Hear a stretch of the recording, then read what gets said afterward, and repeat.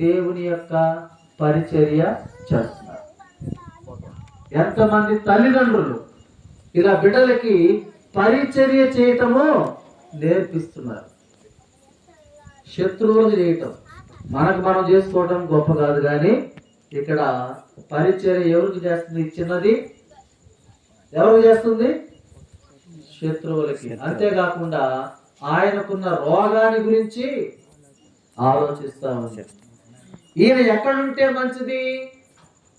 సోమరోలులో ఒక ప్రవక్త ఉంటాడు, ఆయన దగ్గరికి వెళ్తే నా యజమానుని యొక్క కుష్ఠరోగము పోతుంది అని చెప్పేసి ఈ చిన్నది తన యజమానురాలకి చెప్పింది.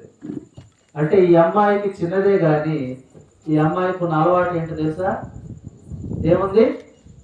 మందిరానికి వెళ్ళే అలవాటు ఉంది. ప్రవక్త గురించి తెలుసు, ఆయన ఏం చేస్తాడు.